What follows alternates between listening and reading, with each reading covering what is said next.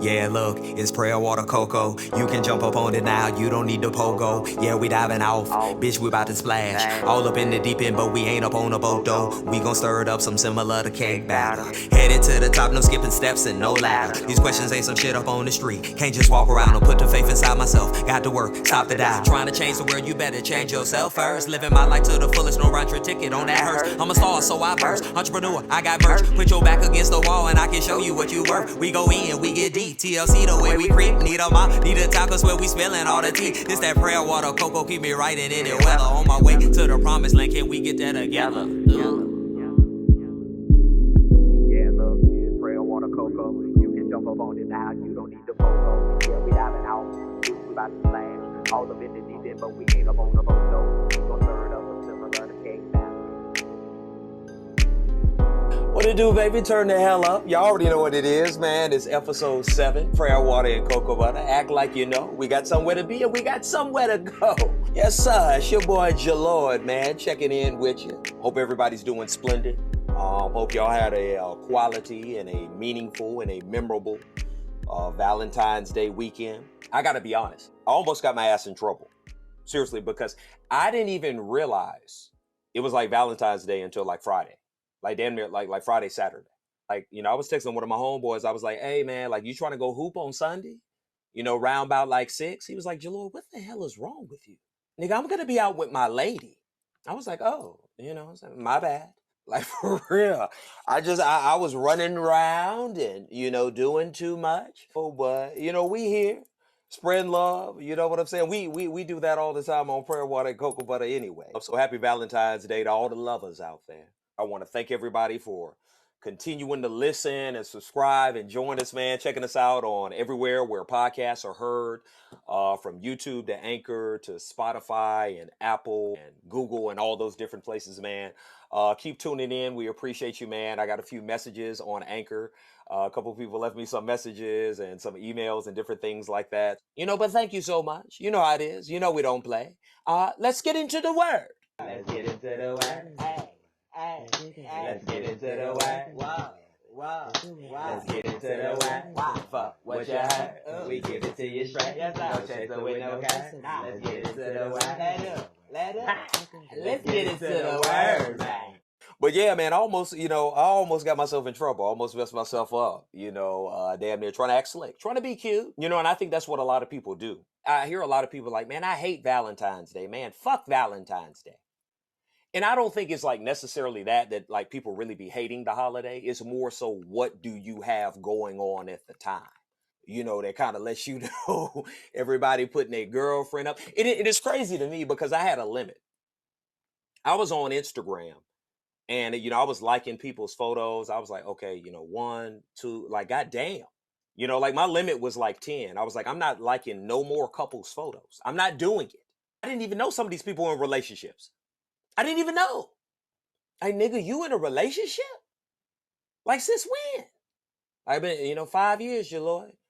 I just didn't want the world in our business. Like, God, damn. That's how you do it, huh? It's crazy. But it depends. Like, I've had, great Valentine's days. I've had those Valentine's days where, like I'm in a relationship. I've had those Valentine's days where, I called somebody up. I communicated. We both were very grown.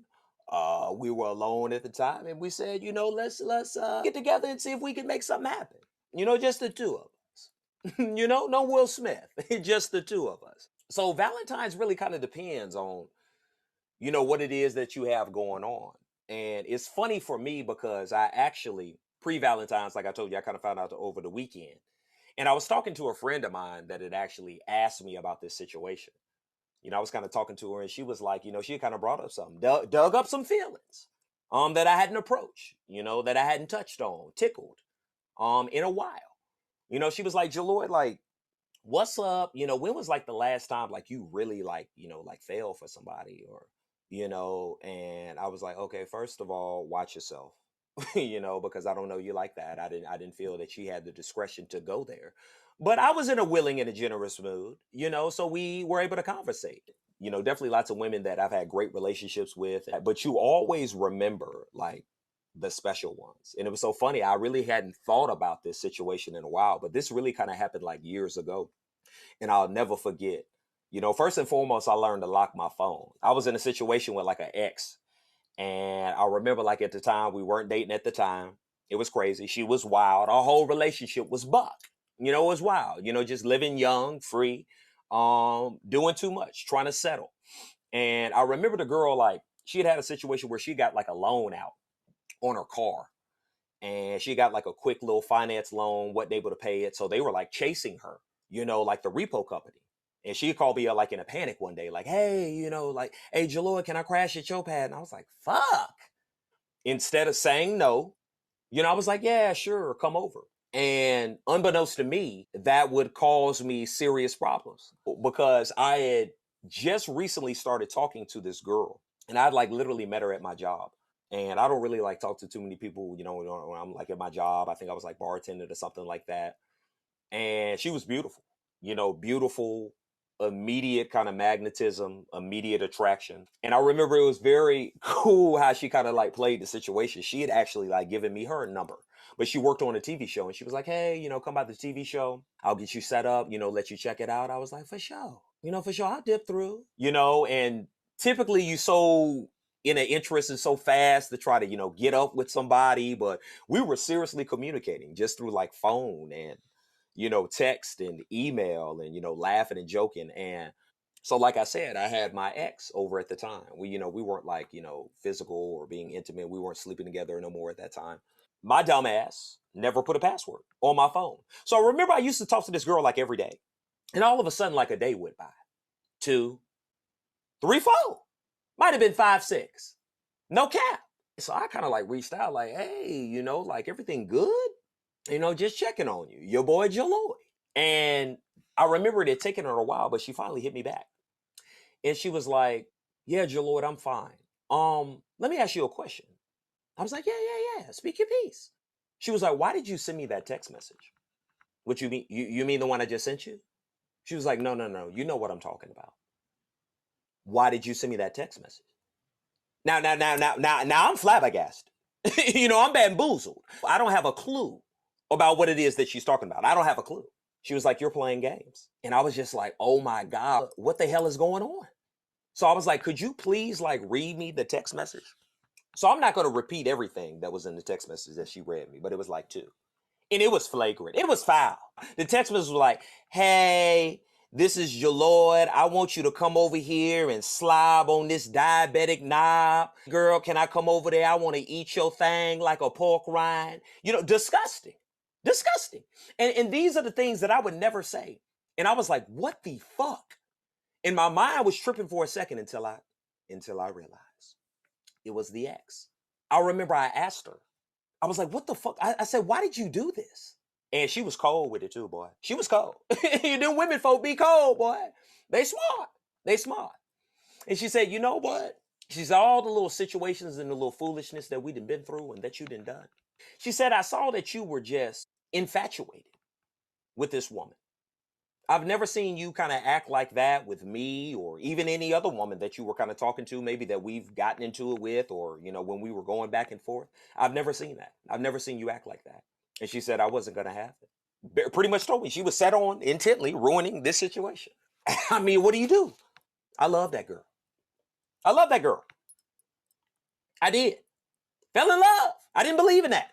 You know what I'm saying? Fell in love. Bam. 3 weeks. Your boy. Jaloi. No cap. I remember my dad had told me, man, a little while before that, sometime before that, because this relationship was on again, off again. And he had told me, he said, man, what's going on with this situation? Like, you really like this person, and we were going back and forth, argue, always getting into it. He was like, I'm going to tell you something. You're going to really find somebody that you're really into, and you're going to be in this situation, and you're going to have so many strings and so many things going on that you're going to lose out on something that you're really interested in. And that's exactly what happened. I remember I texted her, I'm so sorry. And she was like, Jaloi, I like you, but you need to get it together. She was like, call me when you get it together.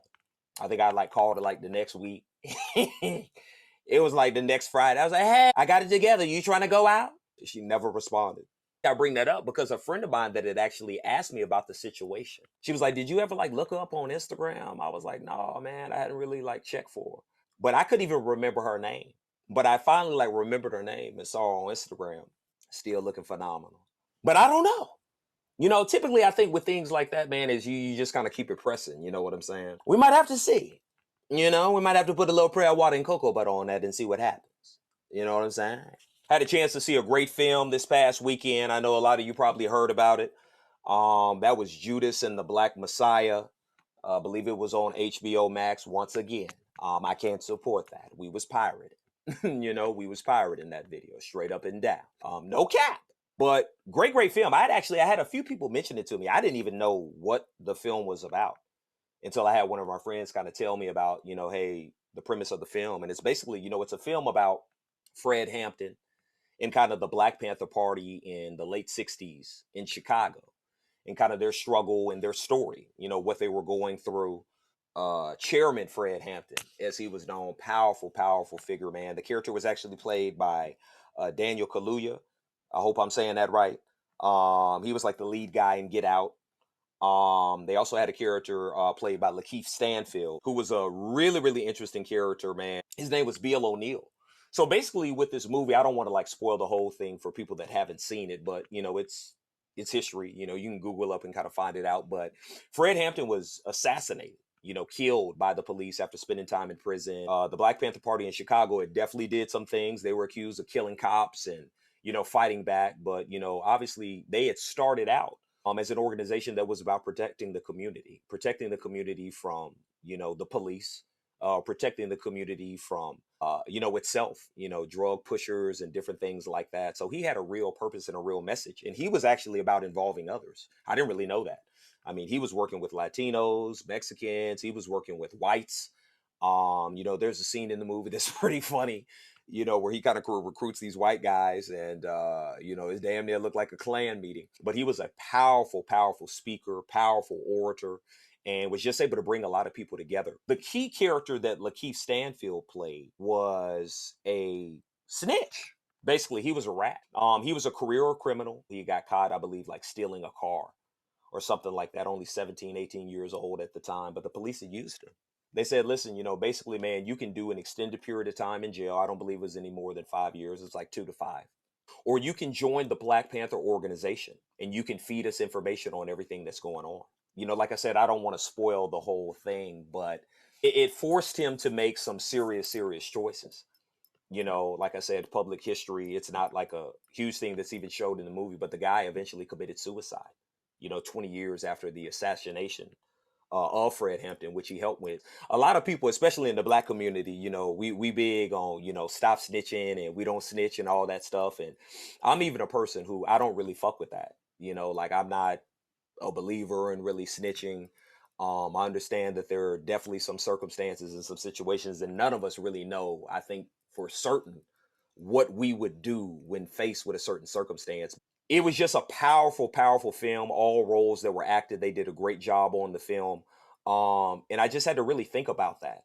There's been so many people who have been forced to be in that situation. This guy was a youth who might have had a chance for, change, for retribution. If he wouldn't have been forced into the thing that he did. And he kind of, I watched a documentary on him, part of a documentary where he seemed pretty confident. He had talked years later about the choice he made and how he felt that he had helped out the community. But then the guy wound up, kind of killing himself, murdering himself. So, obviously that was a lie, or he had some deep rooted and deep seated issues, about kind of continuing his life. But powerful film. Well acted, well cast, well directed. It was so interesting to me because I was seeing some of the things that like Daniel Kaluuya was like nominated for. So he was nominated for like best supporting actor, I think like Golden Globes or Critic Choice. And it's so funny to me because I feel like this happens a lot. Like, first of all, why are you even nominated as a best supporting actor? Like, this guy was clearly the lead in the film. And I kind of noticed, man, this always happens, I feel like, when entertainers die. Rest in peace to Chadwick Boseman. But it was like he's been nominated for all of the, like the actor, best actor. He had a lot of films kind of come out, probably Ma Rainey's Black Bottom and some other films that he was in that are up for consideration. And phenomenal actor. He deserves all the accolades. But it's like, why can't there be more than one? Like I feel like they try to do this. It's like with Heath Ledger when he passed away, like he gonna sweep all the awards. Of course he deserves some. That was a phenomenal role that he played. But let's spread the wealth. There've been some phenomenal films with a lot of actors of color, a lot of actors, period. So let's not use this as an excuse. Because Chadwick Boseman deserved a lot of credit for the things that he was doing, producing, and acting in before he passed away. So let's not play the games. You know what I'm saying? So I'm going to be interested to see how the award circuit goes. Judas and the Black Messiah. We'll see. It almost went down in the A-Town. Atlanta, I believe was the weekend. 6ix9ine. Rapper 6ix9ine, one of the most famous snitches of all time. If you don't know, you're a square. He was facing some time, I believe, like close to like 45, 50 years. And he told on some of the people that he was doing dirt with and his constituents, other people in the gang. And he only had to do like a year and a half, 2 years. So a lot of people felt some type of way about that. One of these people being Meek Mill, rapper Meek Mill, who was very, very outspoken about, 6ix9ine being a snitch and how that's not really supported in the hip hop community, blase. They've kind of had a war of words and, a back and forth. I guess ever since 6ix9ine, kind of got out of prison. But, they saw each other in Atlanta. It was in a parking lot. It was a shouting match. They were outside a club or a restaurant. And I think it's always interesting how 6ix9ine, he's a brilliant marketer. I'll never take that away from him. His branding is A1. I need to talk to him about that, as a matter of fact. He had his camera out. And I knew as soon as, if this was a real altercation or a real situation that was about to jump off, why do you have your camera out already? I'm looking at these dudes who both should be worth at least over 10 million, screaming at each other, calling each other pussy, in the parking deck. And I'm not really mad about Meek Mill. 6ix9ine tried to pull his card. So he's protected. He's lawyered up. He's protected. He's working for the government. He's made that very clear. Meek Mill, on the other hand, obviously you can go to jail. You can get shot. So it's a hard situation to be in, because I'm not a fan of, motherfuckers running up on you talking crazy to me anyway. Prayer, water, and cocoa butter, but nigga, you might get some of this Lubidar. If I'm not in the mood, straight up and down. We all fall short. We all fall short. I don't blame Meek Mill for kind of standing up for himself. And I don't have a problem with you having an opinion, as a rapper and, feeling the need to voice it, on somebody else. But you got to stand on that. When you say something about somebody else, you have to make sure that your closet is clean too of these same things that you blaming people of. I remember when 6ix9ine got out, and I thought that this was a great question he had asked Meek Mill. I remember when he got out of prison and Meek Mill was tweeting up a storm. And 6ix9ine was like, imagine, Meek Mill had a new baby at the time. He was like, imagine having a newborn baby and being worried about a Mexican with rainbow colored hair. And you can feel however you want to about 6ix9ine, but he had a point. If I got a brand new child on the way, or a lady who just had a baby, the last thing I'm going to be worried about is another man, and what it is that he doing, who he telling on. As long as it ain't me. That's the last thing I'm going to be worried about. And I'm glad it was funny. It's all on TMZ and stuff like that. But what if somebody did pull out a pistol? What if somebody did pull out a gun? What if Meek decided, I ain't going for this. You kill somebody. Now you going to jail or you get killed. We got to decide what it is really worth fighting for. Because a lot of this just be clout chasing. Niggas trying to sell records. Niggas trying to sell albums. Trying to appear hard. Trying to thug it out. Trying to impress the streets who don't give a fuck about you no way. A lot of this shit be cap. It be cap. I love music. You know what I'm saying? Your boy got some stuff coming for y'all soon. Your boy, your Lord. But I want to be like the rappers who I never hear them get into it. I never hear nothing about like Lil Baby, Kendrick, like G-Eazy, Jack Harlow, Bun B. These niggas. That's who I'm trying to be like. That's who these other rappers should be trying to emulate. It's too many people dying over bullshit.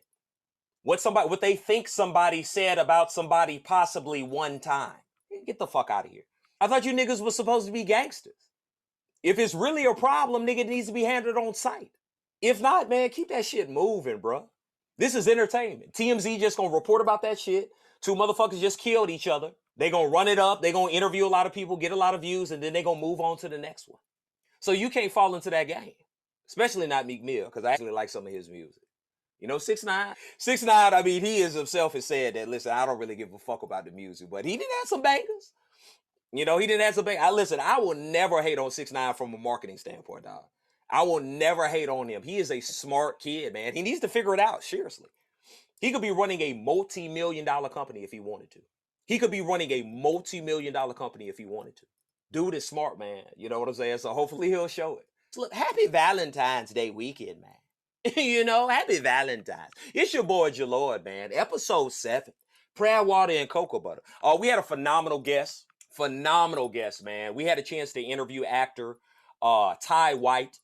It's been on a lot of things that you guys have seen, Greenleaf, Drumline. He's got a lot of new things he's working on. He talks to us about that, his experience with acting, the industry, some personal things that he's gone through and how he's been able to overcome. Sit down with your boy at Prayer, Water, and Cocoa Butter, man. But you know what it is, man. Y'all follow us, please. Subscribe, follow the show, tweet about the show. Send stuff to the show, man. Leave me a message if there's something that you have a question about, you want to know something about a guest, man. Hit your boy up, man. Hey, but listen, you know what time it is. Y'all stay up. Y'all stay blessed. Prayer, water, and cocoa butter, baby. It go down. What it do? It's your boy, Jalord. Yeah, Prayer, Water, and Cocoa Butter. We got another segment of All Up in Your Business, but respectfully. All Up in Your Business, but respectfully. It go down, man. We got a great guest that I'm excited about today. We have actor Tye White. Tye White is an actor known for his roles in projects such as Drumline, NCIS Los Angeles, The People vs. O.J. Simpson, Greenleaf, and a couple of upcoming projects, one including American Auto, based in his hometown of Detroit. He was just recently on NBA 2K. The brother's been working. Tye White, how you doing, baby? We appreciate you for joining us. I'm good, man. I'm glad to be here, man. Glad that you reached out to me, brother. Oh, had to do it. Like Tye was like, yeah, Jalord, thanks for thinking of me. I was like, nigga, what? What are you talking about? You're on NBA 2K. No, I'm sincere. No, I'm straight up, man. I was like, you know, anytime somebody want to take their time out to actually ask questions, kick it with you, interview you, whatever have you, man, you got to be grateful. No matter if you climbing up the ladder like myself, or you getting started, or you George Clooney, man, whoever it is, you gotta be like, man, somebody caring enough to take time out their day to want to talk to you. Hey, we appreciate you, Tye, because I've known Tye for a few years, and you have always. Oh man, no, more than a few years. A few is 3, man. We go back. We go back. Yeah. And you've always been extremely helpful, Tye, with answering questions. Anytime I just wanted to pull on your ear, hey Tye, you know, I had a question about an agent, or how'd I do this acting classes? You've always been really, hey Jalord, I got something going on. I may be busy, but check this out. You know what I'm saying? Or look at this. So I appreciate that, because you've never been. A lot of times when it comes to entertainment or just knowledge, period, people want to withhold it. And you've always been very open about like, hey, try this, or this is what I did. Yeah, man. I don't think it's especially in this, man. Well, anything, you know, in life is not a one size fits all. Like whatever I do may not necessarily work for you, and vice versa. But I feel like all you can do is just pass on your experiences, whatever tidbits of information you think you can give somebody else, hook them up, and so they don't make the same mistakes you made along the way, and they can try to just kind of cut their own path and you know, do what they need to do to give, you know, whatever they think is success. Absolutely. So man, I don't never try to withhold information, man. If it ain't for me, I'd rather my boy get it and eat and like thrive. Cause I'd rather have had a fam eat than somebody I don't know. Like straight up, man, I just try to pass on information, man, and just be as helpful as possible. Because at the end of the day, man, I ought to be about karma, man. I just try to pass it out, and God gonna bless me regardless, man. So absolutely, I just get to put the energy out there, man. No, man, you've always had a great mentality, disposition, you know, and character. Which is why it kind of surprised me when I ran into you. I'm not sure if it was the Emmys or what it was, but there was an award ceremony that I ran into you for The People vs. O.J. Simpson. And I was actually working as a bartender. I was catering. I'm not sure if it was the Emmys. And no, Tye, stop. over here trying to act like you don't recall because you ignored me the whole night. And I was hand serving food and drinks on the tray, and you was like, You Jaloid, you lying. don't get your black ass from round. Shut up, Jaloid, if you don't get your black ass from round, I didn't told you. I didn't told you. Hey, I said, Tye is acting brand new. Look at him, y'all. I said, look at him. Look at him. Nigga play OJ son. Nigga play OJ son. It's cool. Hey, it's cool. Hey, 2 weeks before that, I was your coworker. I was doing the same thing. And then right after that, I was right back to that. I might have been the man that drove you Uber to work. Right. I was literally right, like, when you get dropped off, all right, got you, sir. Don't play your boy. Your boy's been out here driving. I probably dropped you off in the Uber. Like, right. Have a good day at work. You wouldn't happen to be from Detroit, would you? You look awfully familiar, brother. You look awfully familiar. And I know you're from the Detroit area. You went to U of M, University of Michigan. What did you study at University of Michigan? Nothing to do with entertainment at all. Okay. Actually, economics and sociology. So people just want you to get a job and have a career and be financially stable. Yes. So like I went into college with that mentality, like, yeah, I'm about to do, something in finance because that's going to allow me to pay my bills and take care of myself and absolutely and what have you. But ultimately, man, I just went out on a limb. I was like, I completed school, but that's not what I wanted to do. That's not what I felt like was my passion. After college, post-college, I was working for Chase Bank. Okay. And I'm on the phone with like one of my best friends, and I'm probably like 22 at the time, 23 maybe.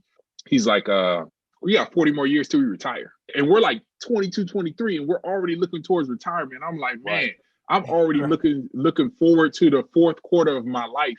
Wow. I got all the second and third quarter to enjoy, and I'm already looking towards the fourth quarter. I said, that's no way to live life, man. That's not how I want to live my life. And I'm not trying to say that it's wrong to choose stability. But ultimately, man, I chose what I felt like would make me happy. God made me stop at 6'3", so the NBA was out of the question. I wasn't going. Your boy wasn't going to the league. Right.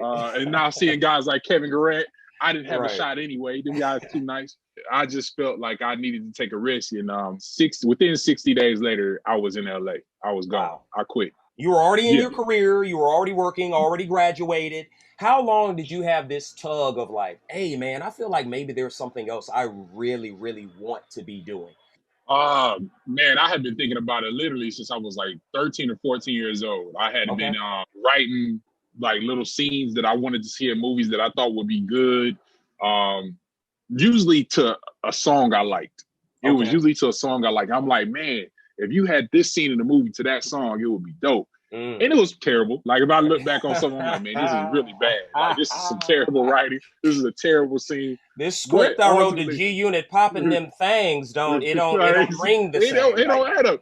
In the club, like if you roll in the club with bottles, 50 Cent in the club, and it was like, you know what? Ultimately, that wouldn't be that good of a scene. The first time we went to LA, well, the only time we went as a family was because of my urging. Wow. For over years, I was like, I want to go to California. I want to go to California. I want to go to California. I've been saying it. We finally went as a family vacation. Luckily, we were able to do that. It took some years, but we were able to do that. And when I touched ground, I said, yep, this is home. I'm out. Wow. A lot of people have those same thoughts as you had, but look, I can already see the security. I can already see the 40 years. Why would I stop doing what I'm doing to take that risk? And I know a lot of people had talked to you about being stable and stuff like that. Did you have any people close to you, friends, family, who were like, look, bro, I love you, but I don't think that's the move? Or was it more, would you say more support? Like, hey, Tye White, go out there, go do your thing. How was that situation? I'll say it was like mixed, man. The first thing, I had the luxury of thinking of my life. Like I didn't have any kids. I didn't have any real responsibilities outside of just making sure that I could eat. So I was able to look at my life like this, like, yo, I'm young. I could go out to LA and give this a hard 10 years. Facts. And still come back and be like early 30s. Facts. And then go back to business school if I need to, go back and do these other things. So I was like, I can go hard and see what happens. So that was my mentality, and I understand that those that have like families and things, like, you got kids, you got all these other responsibilities, mortgages. You like, man, I can't just up and leave. Sadly, Make's still on my head. That she ain't going nowhere. She ain't going nowhere. she ain't going nowhere. Drumline or not, nigga, I don't give a damn. I don't give a damn about no drumline. Okay. I say ultimately, man, I had a mix, man. I had friends that would be like, friends that are very successful to this day, and traditional corporate America. I have friends that are lawyers and like working finance and healthcare. They're very like, vice president of all these different companies. Yeah. And they looked at me at those times as they were climbing the ladder. They looked at me cross-eyed, like, wow. You doing what? Yeah. You crazy? It's such a dream for so many people. Like, it's a dream. You're doing what? You're doing what? How do you think? What gives you the audacity to think that you can be successful at something? Right. And I found that it's the ones that know you the best, your friends that know you the best, typically are the ones that try to place limitations on your dreams. Wow. They're the ones that try to say, the ones that'll see you from like 8 years old all the way up through your life, and they be like, "Oh man, you shouldn't go out there and try to be an actor." Well, those should be the ones who trying to encourage you. It should be the people on the street that be telling you can't do something. Right. But I found that it's usually the other way. And why do you think that is? Listen to that, White, man. Why do you think that is? Fear for them. They're scared of themselves. Because if they're scared. And I've had friends, like I said, I'll say I have those in the ones that are still my friends to this day are the ones that said it to my face, because it wasn't right. At least they were real friends about it. Right. They were real friends about it. They said it about me, but they said it to my face. So I couldn't hate. It's so out there that you just think that nobody I know has ever been able to achieve that. So why do you think you would be able to be the one to do it? You really just have to like really believe in yourself and think that things are going to work out. And I really did, man. I really do. And I've had those friends that doubted me, and I've had those friends that supported me. I got friends that are in the arts. We kind of like, iron sharpens iron. We just kind of keep each other encouraged and going and fuel to the fire. I wanted to talk to you about the experience of Drumline, because correct me if I'm wrong, would you say that was kind of like your first big role? That was definitely my first big one, where I had more than, a scene or two. Right. I did like a scene or two in like NCIS LA and some other things. But that was the first one where I was one of the featured characters. It was fun, man. I made some lifelong friends in that experience. And Billy, the director, like we're all still like pretty damn tight to this day, because we all were kind of like coming up together, and like, it was a lot of our first credit. Not Billy. Billy had been around the block as a director for a minute. Alex Ship too, man. She's doing her thing. Storm. Okay. But like, awesome. We were all like rookies. It was like training camp. Like all rookies going into about to go into the league together. So we all like really created a bond right there. And it's just going forward, man. So it was fun, man, and I'm grateful. Billy really set off a lot of people's career, man. What's Billy's last name? Who is this? Tell me who this is, T.Y. Billy Woodruff. He was the director of Drumline. He started music videos like Mariah Carey, Jessica. Like he's done so many different things. Like he's done work with Diddy. Like he's worked with everybody on the music video side, and he's transitioned to now directing television. He has been for the last 20 years. He's done a lot of TV. A lot of movies too. Okay. Now, what was your mindset kind of after that? Were you at a point where you were still like, hey, like I'm trying to take more roles as they come? Or were you at a point yet where you were being a little bit more selective? What point, once you finished Drumline, and I think that you started playing a more prominent role in things like NCIS, LA and stuff like that, what was your kind of trajectory and your mindset after you did something like that? Because some people I've seen, they have that success, and then you never hear from them again. That seemed like a great building block for you, a great foundation. I've gotten more selective as the years have come along.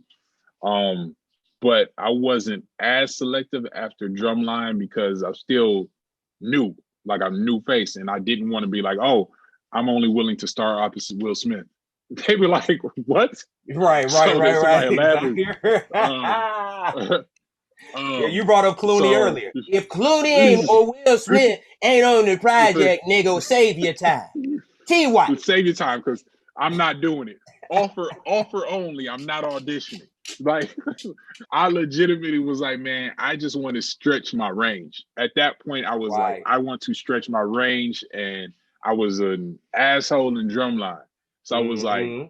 what can be like the opposite of that, and Mm. maybe get a little empathy, but touch something real. People versus OJ came along Okay. after that, so it was fun being, and it's a a moment where everybody remembers in the United. If you Absolutely. were alive during that time, you remember where you were. I remember watching the '94 finals and it being interrupted.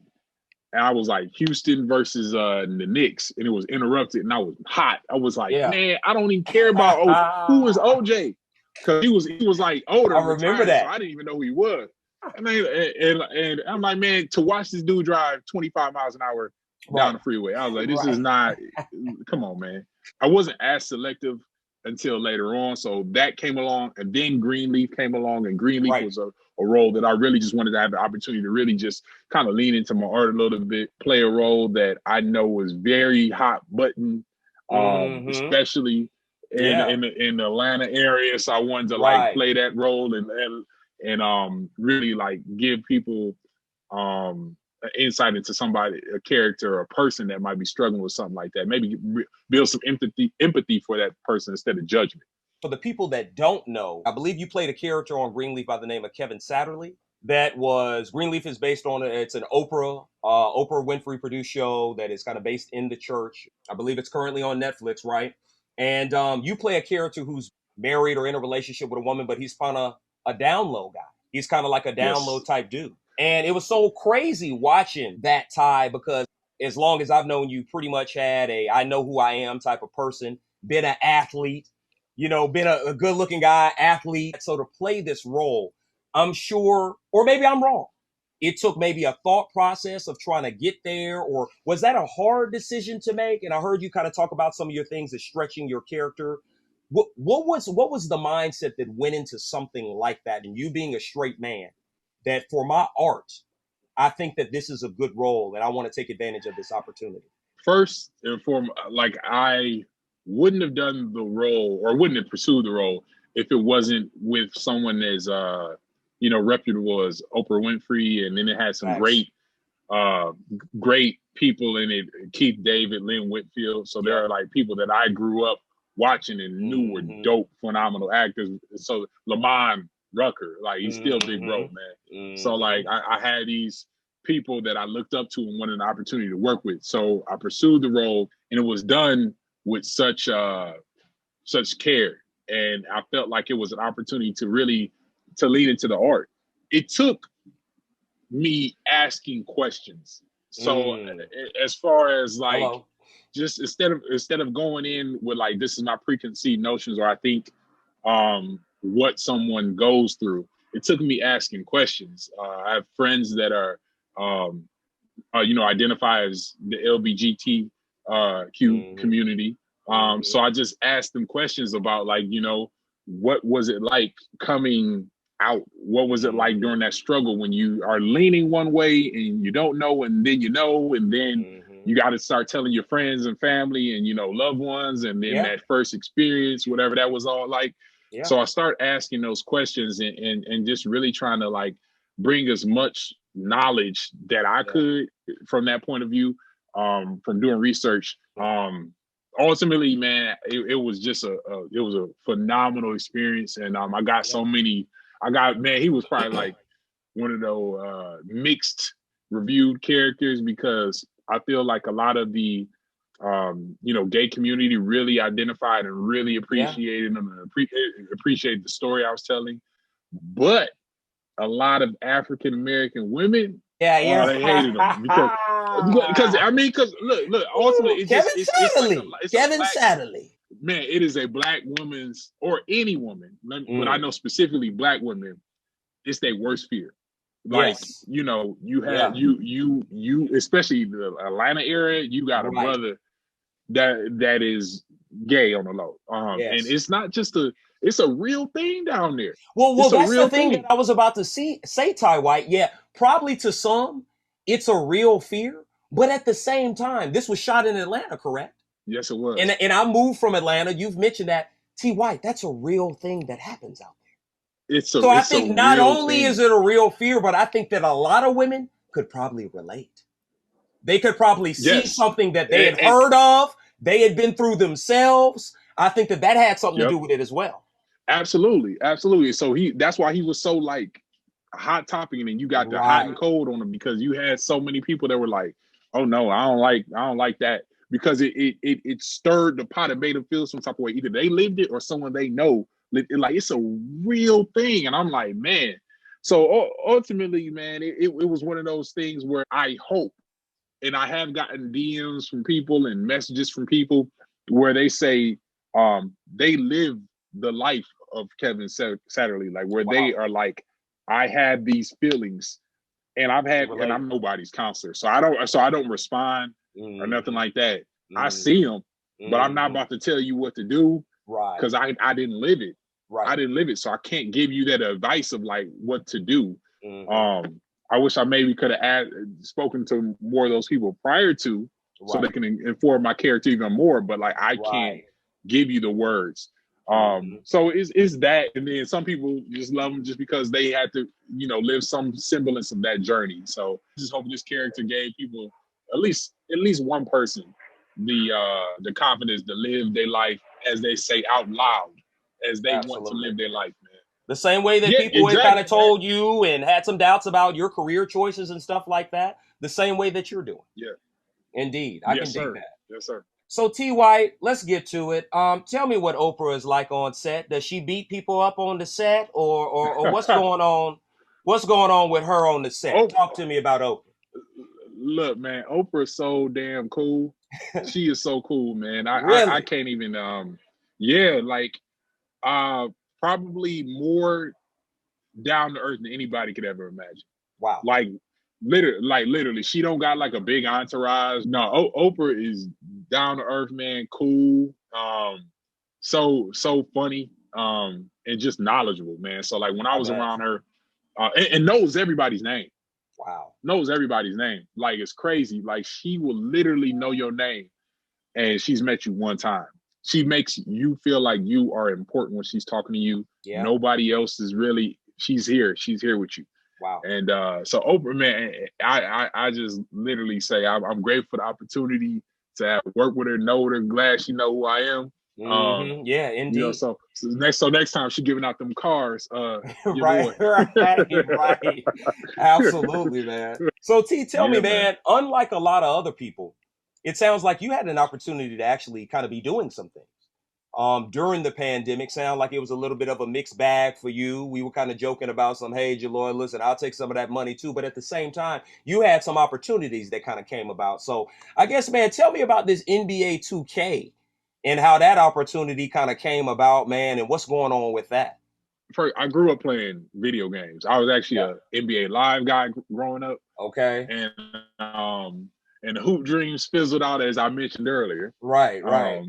So acting out a character by the name of Junior that basically goes from high school, and you have the way where it can branch. You go to the high school to college to the NBA, or you go to high school to the G League to college to NBA. It's so many different ways that you can go. Okay. But it came about during the pandemic, a little bit before the pandemic, but we shot through the pandemic. Man, it was so much fun. I got to work with like Michael K. Williams, Omar Cummings.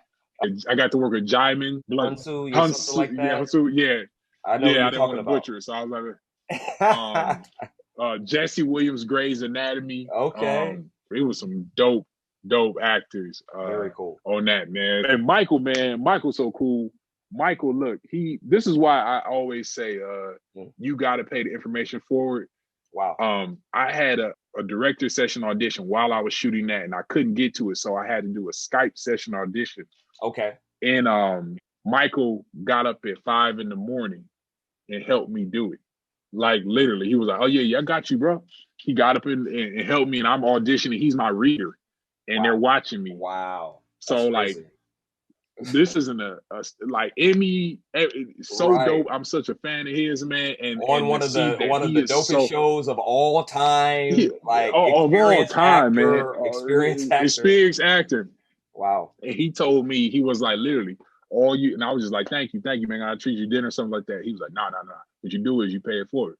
Wow. But somewhere along the line, whether it be 5 years, 10 years, could be next year, you're going to have, someone's going to come to you and they're going to be a fan of yours. Wow. And they're going to need some help, and you pay it forward. So hopefully in due time, someone will be like, yo, I'm such a big fan of you, da, da, da, da. And we'll be working on something. And he or she will be like, I got an audition. I'm going to be like, I got you. What you need? Yeah, indeed. So, and I got close cool to getting that one. I didn't get that one, but I literally got the next one, which was American Idol. Wow, that's crazy. Yeah. So how do you deal with that? I kind of heard you kind of speak to it a little bit earlier, Tye, and I've also talked about it on this show. We've interviewed a few other actors and some other people, comedians, about not having great sets. How do you, at this point, with having seen some success, but still a lot of people not realizing that as an actor, you're not going to get the majority of the things that you audition for, especially at first. When you don't get a role, even still to this day, have you always been like, okay, cool, it wasn't for me, on to the next one? Or is that something you had to grow into? What is your mindset when you don't get a role that obviously you auditioned for because your agent thought it was great for you, or you thought it was a great role for yourself? A friend of mine used to take the rejection personally. When someone doesn't pick you for a role, and they would sit in their feelings. I liken it to this. If I approach a woman in a Ralph's or in a club or anywhere and she's not interested, do I sit there and pine about that woman for weeks and weeks and weeks?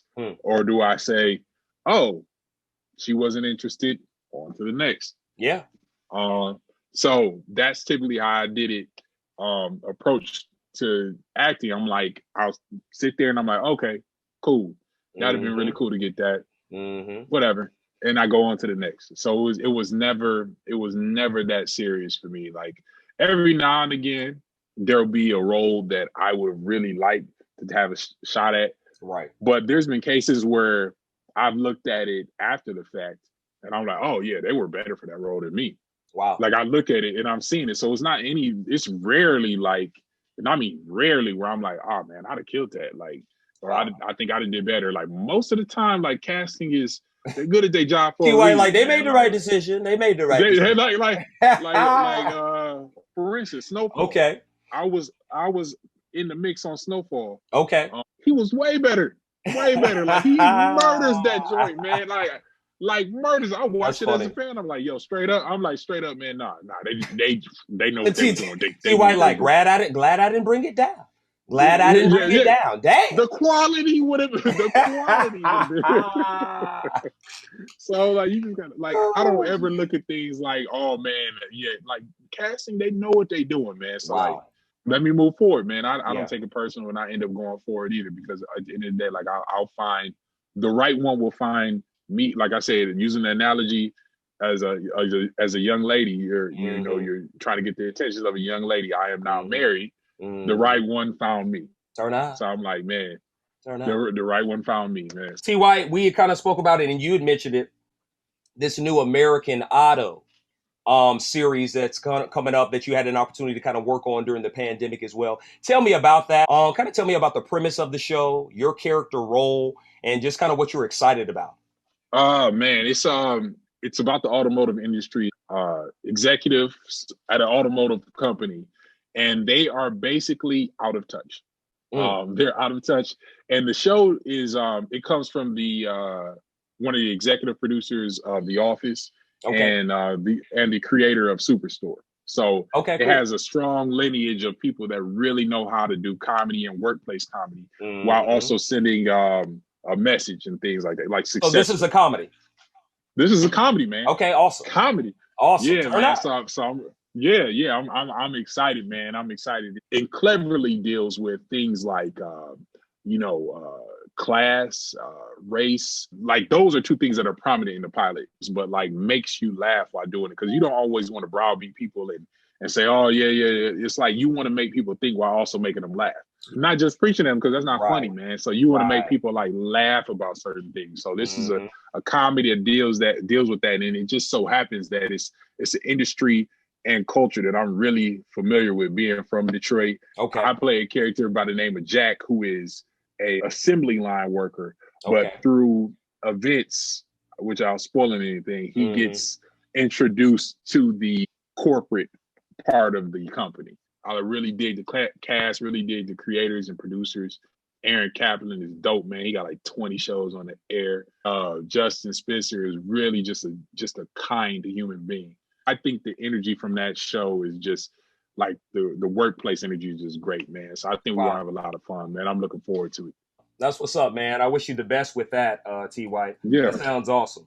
What would you say to somebody who's maybe listening to Prayer, Water, and Cocoa Butter and being like, damn, like, you know, I think I have talent. You know, maybe I've done a few things. Maybe I've taken a few steps to kind of become an actor. Or maybe, Tye White, I haven't taken any of those steps at all. Could you give me a few things that you would tell somebody? Now, you know, you could say just the tangible things like find an agent, get a headshot, things like that. I'm going to speak to something different, though. I'm going to speak to something different. I'm going to speak to something like energetically. So like on the inside of my arm is a tattoo that's John 15:13. And I'm not even a big, you know, Bible guy or Christian or things like that. Like I believe in God. This is Prayer, Water, and Cocoa Butter, but I have no idea what that verse says. Terrible branding. You supposed to know. right, exactly. You know, Tye White, I got nervous. So God so loved the world. Is that the one you're talking about, Tye White? I'm confused. This will be Jesus wept. Jesus. You got to go to Jesus wept. That's always the first one. Jesus. Mary went to the well, and then after that, what? Oh my God, I'm embarrassed. This one is specifically, it just says, no greater love than this, than a man that gives up his life for his friend. What that means to me is surrounding yourself with people that match you energetically. I don't got a crazy big circle. Like some people like that, like, and they need that and they fuel off of that. For me, I found that people that match my energy, they don't have to be in the same like entertainment industry or they're pursuing the same field, but we have to be able to encourage one another. We have to be able to pour life into each other, have to be able to pour energy into each other, because this life is hard, whether you are pursuing acting or you're trying to be a doctor, a lawyer, whatever it is, whatever you're going to hit bumps and bruises and struggles along the way. So you got to have people that's going to be like, all right, I hear you. Vent to me when you got to vent. Now let's go get it. I don't mess around with that, man. I'm gonna be cool with people, but everybody energy ain't right, man. So like, I just think that if you want to pursue anything, whether it be entertainment or whether it be the arts, whether it be, you know, like I said, being a doctor, lawyer, you know, if you want to be a lineman at the auto plant, like my character, whatever it is, man, you really just have to make sure that people are around you that are going to pour life into you and just keep encouraging you, man. And that's powerful, you know, because like I said, I mean, a lot of things, and I know you heard it too, you know, T, that, you know, you're the makeup of the kind of people that you have around you. If you have nothing but haters around you, nothing but detractors, nothing but drug users, nothing but people who ain't trying to do nothing with themselves, not uplift you, but just kind of discourage what it is that you're going to do, you're going to fall into that category. You're going to continue to fall into that category. And it sounds like for you, hey, let me keep people around me who are, this is a mutually beneficial relationship. Mutual. Yep. I'm going to encourage you. When I know you need to be picked up, I'm going to kick you in your ass when I know you need to be kicked in your ass. And I'm gonna be like, all right, let's get it. And I'm allowing you to vent too. It ain't just like a motivation. It's going to be like, when you need to get something off your chest, venting. Because believe me, I'm going to come to you when your boy is struggling one day. Like, look, man, I need to talk, man. Let me get this off. Right. All right, I got it off. All right, cool. Now let me go back to it. Indeed. Tye, I wanted to ask you about this, and I only asked you because we kind of talked about it at the beginning, and I'd seen you made a post. You got a baby on the way. Congratulations on that. You're first. Thank you. And indeed, I'd seen something on your Instagram. You were open enough to actually talk about the fact you have a baby on the way, but you were actually expecting twins. And you were open enough to kind of talk about the fact that you and your wife actually lost one of those babies. Tye, first of all, my condolences. And second of all, the demeanor that you have today, the conversation that we've been having, you know what I'm saying? I really wouldn't even be able to tell. And I've seen you've made posts since that, you know, different things you're working on, different things that you're doing. How have you and your lady, but you yourself, how have you been able to deal with that situation, continue to stay positive, continue to be there for the child that you do have coming, for your wife. How has that situation been, and how have you been able to maintain the attitude, the uplifting and the positive attitude that you've been able to express? That is complicated and complex. So we decided to share that piece with our lives because a lot of people go through different struggles and tribulations, and specifically child loss. Indeed. We didn't have an early child loss too. My wife was 26 weeks when they're identical twin sisters, and her sister didn't make it. We did not set out to have twins. We just were blessed with them, and we wanted to talk about it just because there's so many people that deal with loss, specifically child loss, and it's one of those things taboo where nobody talks about it, right? Especially from the male perspective and what it does to the man. And so what we wanted to do was just trying to share, like, kind of open a little dialogue, make people feel like they weren't alone, and then also show a part of our lives where people, you know, a lot of times people see people with a blue check mark, but like they see them on the private jets, they see them in the Gucci, they see them in the Louis, they see them on the red carpets, they see all these things, but they don't necessarily see the struggles that people endure in their life. So it gives people like this false sense of reality, and kind of plays into sometimes people's depression that like everything in their life is perfect, everything in my life is shit. Right. So I wanted to give people a glimpse into our life. And although we are, at least in my eyes, and hopefully, my wife's eye, we are ascending. We wanted to talk a little bit about our loss, while respecting some of our privacy, because there's certain things we won't talk about it with you. Right.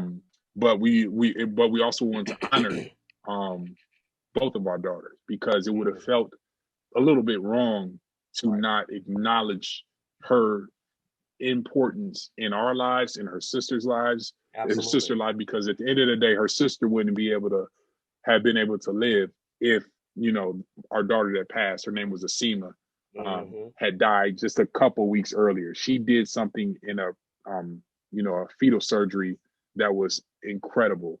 And that's what's up. That's what's up, man. Well, listen, we sending you love and light over here from Prayer, Water, and Cocoa Butter, baby. You know what I'm saying? So we sending you love and light. And Tye White, I truly appreciate you for talking about that, sharing that, not only on your social media, but talking about that, because you're absolutely right. See, this helps other people. There's a lot of people who have been through this. This has been a thing that has been happening since the beginning of time. The loss of it's hard for women to have a child. That's a difficult thing to do. Like, we don't get that. No. We used to have these things where, well, at least when I was younger, you'd be like, yeah, I want 5 kids. And like, you just think, come on, like it's just a snap your fingers and, you're going to get pregnant.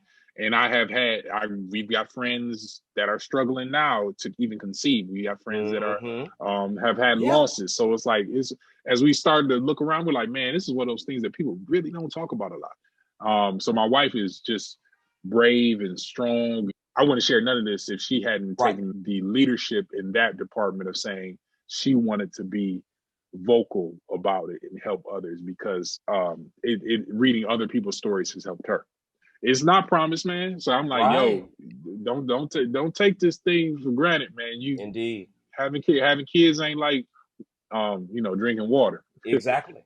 I ask every guest, man, on Prayer, Water, and Cocoa Butter, the name of the show, man, that's where it comes from. That's my thing. As far as that, it's kind of been with me for a long time, helped me keep the faith, you know what I'm saying? Staying up on the water, got to stay moisturized on the cocoa butter. Got to, man. What is it that are the things for you, Tye White, that are important, that have continued to guide you, that have allowed you to maintain the attitude? What are the things that you kind of walk with every day that you kind of keep in your focus and keep in mind?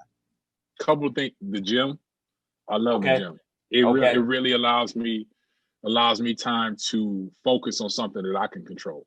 Yes. And that's how I look at it. Like, so many things are outside our control in this life, in this world. But like, whether or not when I go in this gym, I can control what I do in this gym in that hour and a half that I'm in there. Even when I don't feel like it, even when I'm tired, I'm like, I can control how hard I go. Right. I can control it. So like I take those moments, I don't take it for granted, man. The gym. And then some will say something that people don't often say, man. And people be like, yeah, I'm grinding so hard, I don't sleep. Your boy gets a nap in, George. Your boy, I'm not mad at you. My 2K rating on napping is a 10 out of 10. I can straight up literally be doing something, working, and being like, I need to sleep for 15 minutes. Right. And I'll be like, I don't struggle. I just be like, yo, right. I'm overwhelmed. I need to nap. And I just nap, come back, recharge. Like, let's get it. So okay, getting them naps in. Anything else for you, man, that you kind of maintain to keep Tye White being who Tye White is, man? Never get too high and never start smelling yourself, man. That's something else too. I have moments where I doubt myself. That's only natural. Right. But I don't ever get too high, man, because like all of this can just as quickly, it hasn't been quickly for me, it's been a grind. Right. So let's get that straight. But everything. See why I said let's be clear. All right. Let's be clear. It ain't been quick, it's been a grind. But I'm just gonna say, man, I don't ever start smelling myself, man. Like I said, when you asked me hop on the podcast, Jaloy wants to chop it up with me. Okay, on this show, I take that as an opportunity, man, and I'm thankful for it. Legit, man. I don't think like I'm doing Jaloy a favor. Like, nah, I get you, man. It's literally somebody wants to take time out their day to talk to me about my journey, man. Like, I'm great. I only had a stipulation. I said, man, we got to do it now. We got to wait like 90 days. Right, exactly. Because I was like, because once she come, I'm gonna seem hella flaky, man. Right. And I was I'm letting you know. I'm letting you know. You doing these different roles, stretching yourself, helping out other people, letting people know kind of some of the things that you've been through personally, being an open book, as Michael K. Williams that helped you out and told you about paying it forward. What do you want your legacy to be? And as far as what do you want to be known for? This is the first question anybody's ever asked me about legacy. And I think ultimately to take a page out of Kobe's book, I think ultimately, he touched my spirit and soul and made me a fan of his by what he did on the court. But as time evolved, his legacy became more about him being a father. Absolutely. So I think you have to grab people's attention with what your talent is or what you work hard at. And I would love people to remember me as a, phenomenal actor that did, hopefully some of their favorite projects. But when that time comes later down the line, I hope they be like, yo, man, he was like a stand-up dude with his wife, with his family. That would mean more to me than anything in acting wise. Like, I want that part of me to shine more than the acting stuff, man. So like, that's probably it, man. Like, the roles would be cool. Like, I want people to be like, oh yeah, man, he did this action movie and it was fire. They'd be like, yo, he was actually a dope dude. I met that dude, man, and he pulled me aside, gave me some tidbits of information. I kept moving. Look at me today, he was just a stand-up dude, man. What's next for Tye White, man? What's next for Tye White? I know you're working on these different projects. You've had some things going on. Is there anything on the horizon for you, or you working on some different things? What is your focus kind of, coming up? I just look at some of my contemporaries, and I look at like Michael B. Jordan, people like that. They're much, much further along than I am. I look at the things that they're doing with their companies and the projects they're trying to tell, the projects they're trying to do and stories they're trying to tell. So I'm in a place now where I'm starting to I already have a pilot script that's getting interest that I wrote with my writing partner. So it's never just been about being an actor, even to a much less degree being quote unquote famous. Don't nobody care about that. It was more about telling stories that really moved me. So or that I could relate to. So like a lot of my stories that I'm kind of coming up with are usually stories that are situations that I have experienced or know of, and I just put them in a different world. I'm just trying to tell stories, man, that mean something at the end of the day, that are fun, and some that are just plain fun, because we got to be entertained too. So I just want to take those steps and expand my footprint in this business, man. I've done some work in front of the camera, and now I want to start to do some behind. That's awesome, Tye White, because I always talk about that, man. You have to have ownership. Like, you can be the flavor of the month. Like, they can be, look, we tired of Tye 6'3", 6'3" working out self. We tired of seeing that. We tired now, or that can go and come. But if you have your own ownership, you're directing projects, you're getting scripts sold, you're doing it's like 50 Cent. He don't need to be in front of the camera. He's putting projects out. Like you say, if you're being able to sell this stuff, have a cachet, have a collateral, your name is still good. That's a Tye White, and now it's a Tye White production. Now it's a Tye White production. It's a Tye White film. Exactly. Or he's a producer. He's a producer on the film. He casted it. He lent his hand to do this. That's where I ultimately would like to be. A plus, man. One day you're gonna be old. One day I'm gonna be out of shape. One day I'm gonna be bald.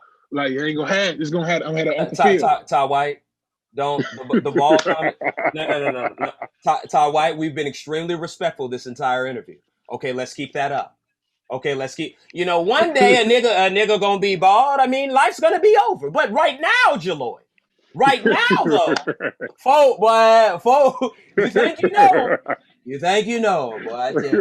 I wanted to ask you one more thing in respect to your demeanor. Because I've known you long enough to know Tye White kind of used to have a little bit, I wouldn't say a hot head, but you could kind of go there if things weren't the way that you needed them to be. Tye, you seem like, where has the maturity, like the leveling off, the not getting too high, the not getting too low, where does that come from? Prayer. Turn up. Cocoa butter. Turn up. Water. Turn up. Yes, sir. Yes, sir. It ain't something you proud of, but you like from Detroit, you kind of gotta have a little bit of like, I can go there if I have to go there. If need be. Because people will try you and they will try you and they will try you. Yes. So like but like over time, man, I think that's maturity. I think that's age. I hope that's some wisdom, some level of that. Yeah. But man, you just start looking at things, you be like, man, is it really that worth getting upset or bothered about? Yeah. If someone throws a slight your way, like, all right. And you just gotta keep it moving. And I learned to like just kind of roll with the punches. And in some cases it makes people feel like, man, you don't get bothered by nothing no more. I'm like, not really. Yeah. No, not really. I was like, my wife might hear about, like, I might let two F words off, this, in the house. Yeah. But at the end of the day, man, I don't even really let that off no more. I just be like, man, it's cool at the end of the day, because like I don't have nothing to be mad about, like nothing at all. Like life could be so much worse. T White, man, Tye, where can people find you, man? If people were looking for you online, man, just to kind of follow you, keep up with the different things that you're doing, the different projects that you have going on, where social media wise, what do you use the most? Where can people find you? We want Tye White on IG and Twitter. Tye White, once again, man, we thank you so much for opening up, man, for blessing Prayer, Water, and Cocoa Butter, man, with your presence. We wish you the best, man. We hope that this is a great year. Great luck with the baby that you got coming on. Fatherhood approaching this, man. You know, like I said, I'll talk to you probably in 90 days. I'll probably holler at you in about 90 days, see what's going on. But we wish y'all the best, T White, and we appreciate you so much. I appreciate it, man. Thank you for having me. Straight up, seriously. Thank you for having me, man. Look what it do, just telling the truth. Yo, mama get jiggy, we raising the roof. Do my little dance, get paid in advance. I'm a cheap bastard, but splurge in the booth. Look what it do. Look what it do. Look what it do. Look what it do. Look what it do. Look what it do.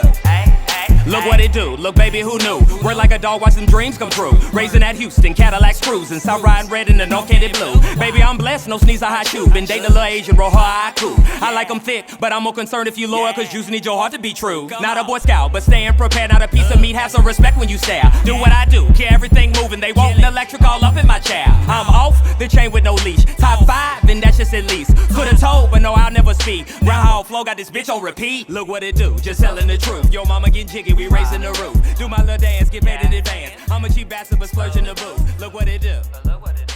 Look what it do. Look what it do.